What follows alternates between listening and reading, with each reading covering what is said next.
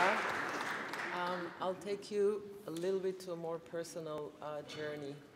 I'm an Israeli, of course. When I was in 12th grade, President Sadat surprised us with what we know now as the Yom Kippur War. A war that changed Israel forever and left all of us traumatized till this day. A few years later, President Sadat surprised us again, and he came to Jerusalem.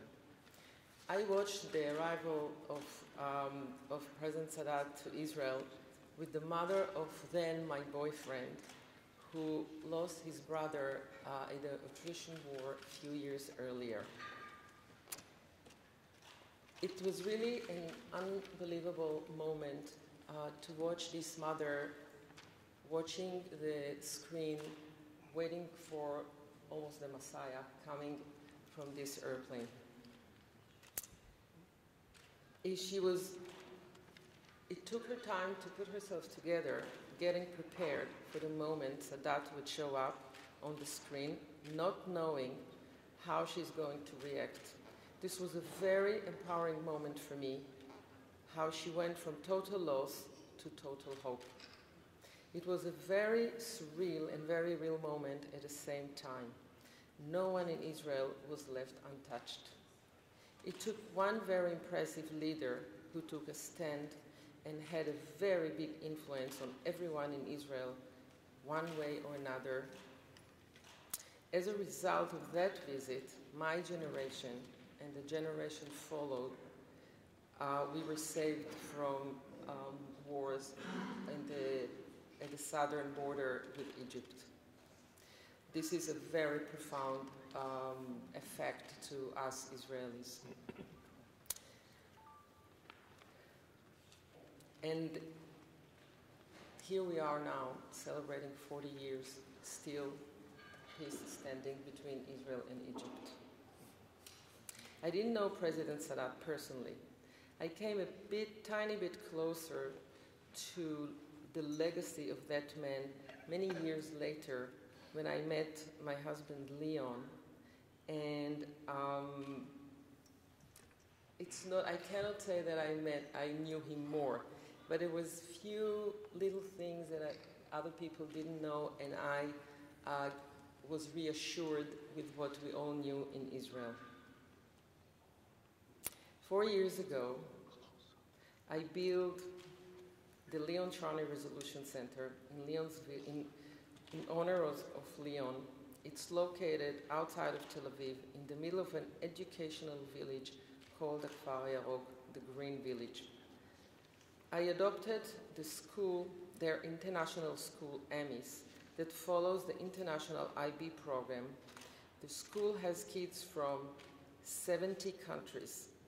Among them, a group of Israeli students, a group of Palestinian students, Israeli Arabs, and few students from Arab countries. This school calls AMIS. We run peace talk simulations following the Camp David equation. We build a space where young people from the region and the rest of the world can come together and listen to each other, be heard, discuss, negotiate, and at least to try to get to some understandings and what it takes to reach mutually beneficial solutions and agreements. This year, we started our center's ambassadorship program. Our ambassadors, AMIS graduates, are spreading our mission of resolution, choices, changes, and peace wherever they are in order to help make the world a better place. We have here with us a graduate. Ophir, where are you? A graduate from the first year of the school, Ophir from Israel, who just finished her military service and is working with us as the head of the ambassadors program in New York. Our first ambassador was running TED Youth Talks in Turkey before their elections. We have an ambassador in the Leon Charney Diplomacy Program at FAU University in Florida, who, by the way, just won the first prize on Sunday here in New York, in Washington, D.C. She is from Vietnam, And tomorrow I'm going to Florida to hear her speaking about her experience in the center, in Amis, in Washington, and work with her on a project she's going to lead for young people in Vietnam. We have a kid from Poland who is working with us on bringing young Polish kids to volunteer in Israel. We have an ambassador in Abu Dhabi. We are going to have an American girl serving in our diplomatic program at Haifa University, and this is only part of the list.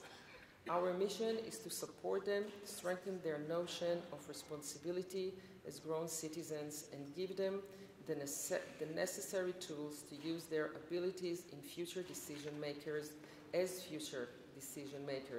either as voters or leaders.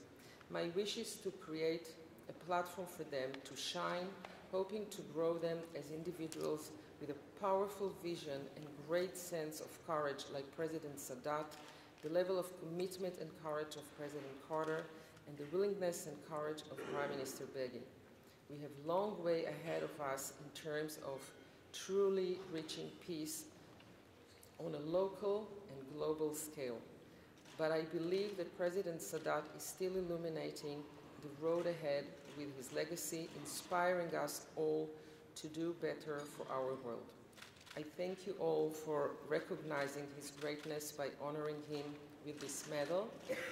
And we brought you a little gift, the film Backdoor Channel, which we made about the peace process between Israel and Egypt.